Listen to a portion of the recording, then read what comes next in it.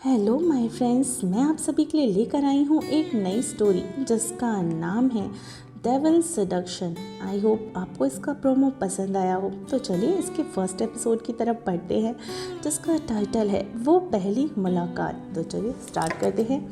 एक बड़ा सा महल जहाँ बोर्ड पे लिखा था शेखावत पैलेस। महल के अंदर एक बड़े से हॉल में जहाँ पे बहुत सारी खिड़कियाँ थीं और उन खिड़कियों पर सफ़ेद रंग के पर्दे लगे हुए थे। एक जगह पियानो पर बैठी कोई औरत अपनी उंगलियां चला रही थी, उसी धुन में मग्न। एक शॉर्ट फ्रॉक पहने जिसके बाल कमर तक आते हैं, वो खुले बाल, उसका चेहरा गोल और उसके होंठ गुलाब की पंखुड़ियों की तरह। उन होठों के ऊपर एक प्यारा सा तिल और उसकी मुस्कुराहट जैसे बाहर आ जाए।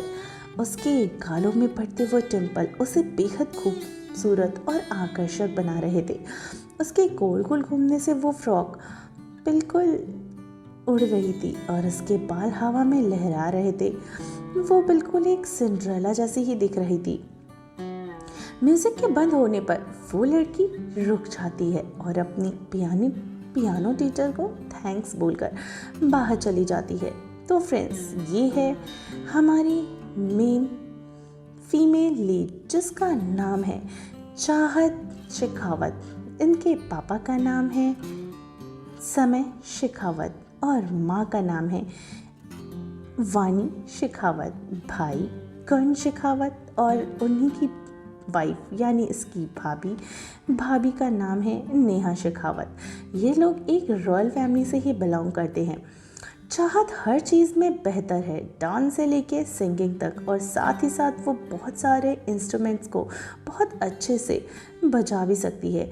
जिस चीज़ को देख ले बस याद कर लेती है। तो चलिए अब कहानी में आते हैं। चाहत अपने पापा से रिक्वेस्ट कर रही थी, पापा प्लीज़ बस एक बार हमें घर से बाहर जाना चाहते हैं, पापा प्लीज़। चाहत के बहुत प्यार से कहने से समय जी को गुस्सा आने लगता है क्योंकि वो कई बार कह चुकी थी। वो तेज़ आवाज़ में उससे कहते हैं, कहा ना हमने कि आप घर से कहीं नहीं जा सकती, आप चुपचाप अपने कमरे में चली जाइए। समय जी के ऐसे चिल्लाने पे चाहत रोते हुए अपने कमरे में चली जाती है। उसे गुस्सा भी आ रहा था। रूम में आकर उसने सारी चीज़ों को तोड़ना फोड़ना शुरू कर दिया था। चाहत को जब गुस्सा आता था तो वो बहुत बदल जाती थी। उसकी मासूमियत कहीं गायब ही हो जाती थी और वह अपनी मासूमियत के परे एक अलग ही चाहत बन जाती थी। चाहत को कभी भी महल से बाहर जाने की इजाज़त नहीं दी गई थी। यहाँ तक कि उसकी सारी पढ़ाई भी घर से ही होती थी। वो बाहर जाना चाहती थी, दोस्त बनाना चाहती थी, पर उसको इसकी इजाज़त नहीं थी। वो एक कैद पंछी की तरह ही हो गई थी। उसे इन सब चीज़ों की वजह से काफ़ी गुस्सा भी आता था और अपने गुस्से के चलते वो हर बार ही कुछ ना कुछ गलत फैसले ही ले लेती थी। लेकिन उसने इस बार ठान लिया था कुछ खतरनाक करने का। वहीं अगली सुबह 10 बजे नेहा चाहत को उठाने आती है। कहती है, बेटा बच्चा उठ जाओ। चाहत अपना चेहरा दूसरी तरफ घुमाते हुए, भाभी माँ थोड़ा और सोने दीजिए ना, मेरी आंखें नहीं चाहती हैं कि मैं इन्हें खोलूं। उसकी बात सुनकर नेहा हंसने लगती है क्योंकि चाहत का तो ये रोज का ही था। नेहा हंसते हुए ही, अच्छा तो कब अपनी आंखें खोलना पसंद करती हैं, ज़रा हमें तो बताइए। चाहत बेड पे बैठते हुए, ओहो भाभी माँ, सब मेरी नींद के पीछे पड़े हैं, बेचारी ये बोल भी तो नहीं सकते ना। वो अपने इसी तरह कहकर अपने निचले होठों को बाहर निकाल कर राउंड कर लेती है, यानी कह सकते हैं वो पाउट बना लेती है। इस वक्त वो किसी छोटे बच्चे की तरह ही दिखाई दे रही थी। ऐसे ही दिन बीत जाते हैं। रात को सबके खाना खाने के बाद चाहत एक पेपर में कुछ लिख रही थी। फिर पेपर को ड्रेसिंग टेबल के मिरर में चिपका कर पिछले हुए अपने सामान को लेकर वहीं से बाहर चली जाती है। उसने सारा इंतज़ाम कर लिया था, गार्ड्स को भी वह चकमा दे दिया था। उसने चाहत चलते चलते बहुत दूर आ गई थी। वो कभी इतना ज़्यादा चली भी तो नहीं थी, इसलिए उसके पैर अब लड़खड़ाने लगे थे। चलते चलते उसने देखा कि रास्ते के बीचों बीच एक रैबिट बैठा हुआ था। वो खुश हो जाती है, उसने उसके पास जाती है और जाकर उसे उठा लेती है।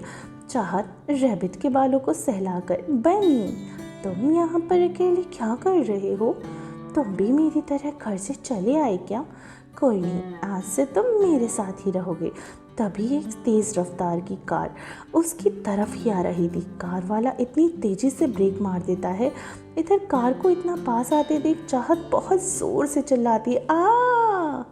ये कहते ही वो नीचे गिर जाती है, लेकिन रैबिट को वो अपने सीने से चिपका कर ही रखती है ताकि उसे कोई चोट ना आए। चाहत जोर जोर से चिल्ला रही थी, मुझे उड़ा दिया गाड़ी वाले ने, अब मेरे सर से खून बह रहा है, मेरे दांत निकाल गए, हे भगवान, मेरे हाथ पैर कट गए होंगे।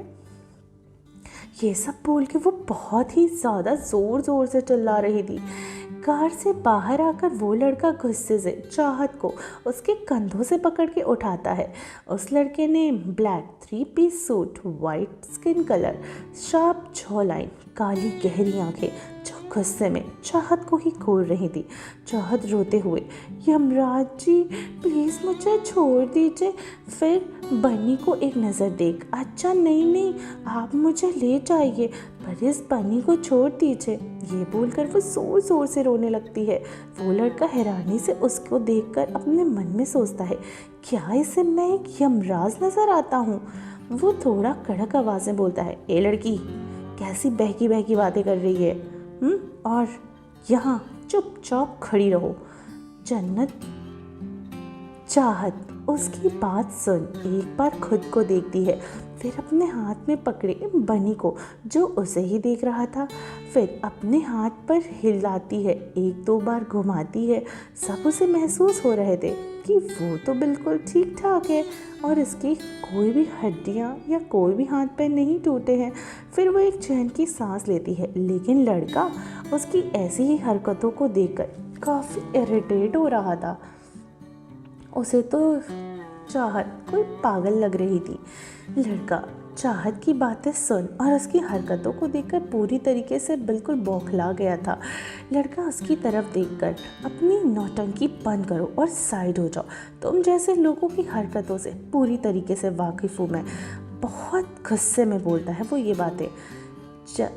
चाहत उसकी तरफ देख, ओह, उबले हुए अंडे की शक्ल वाले अंकल कब से पक पक किए जा रहे थे।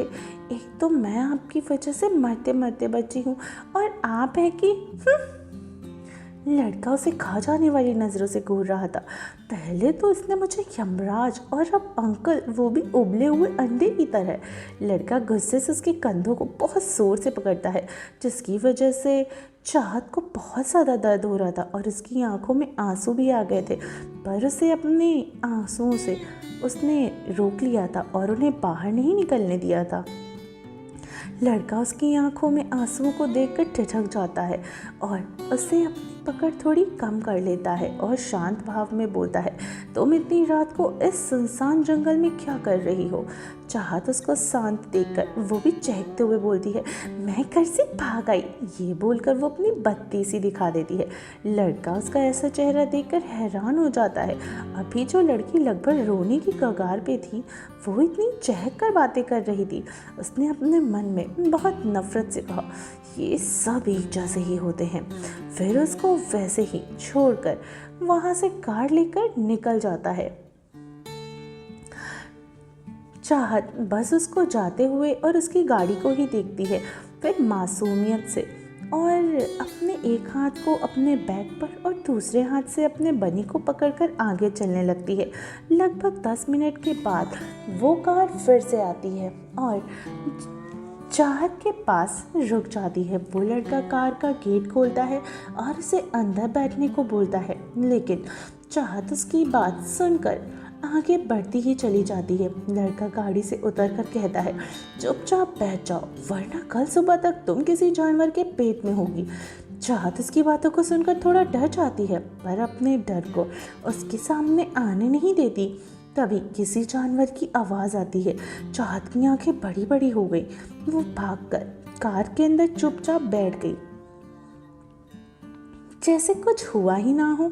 फिर लड़के की तरफ देखकर, जो उसे घूर कर देख रहा था, चलो अंकल, लेट हो रहा है, चलो चलो चलो चलो जल्दी चलो, मुझ जैसी प्यारी बच्ची से वेट नहीं करवाते। लड़का अपना सर हिलाकर कार में ही बैठ जाता है। फ्लैशबैक। लड़का जब कार से जा रहा था, उसे कुछ लड़के दिखाई देते हैं जो शराब पीकर टल्ले हुए थे और झुंड में चल रहे थे। ये देखकर लड़के ने ना चाहते हुए भी चाहत के पास ही आ गया था इन प्रेजेंस टाइम। कार वो एक बंगले के सामने आकर रुकती है, जो ज़्यादा बड़ा तो नहीं पर बहुत ही खूबसूरत था। चाहत बिना कुछ बोले अपना सामान लड़के के हाथ में दे और अपने बनी को अपने हाथ में पकड़कर उछलते हुए ही घर की तरफ चल देती है, जैसे ये उसका ही घर हो और वो लड़का उसका ड्राइवर। लड़का एक बार सामान को देखता है और एक बार चाहत को। उसे गुस्सा तो बहुत ज़्यादा आ रहा था। जो लड़का अब तक शांत था, अचानक से उसकी आंखें अंगारों की तरह लाल हो गई। उसने हाथों की नसें उभर आई और चारों तरफ अंधेरा छा गया। बहुत जोर से हवाएं चलने लगी। चाहत ये सब जो देख रही थी और आगे की तरफ बढ़ रही थी, वहीं रुक गई। उसे कुछ अजीब सा फील होने लगा।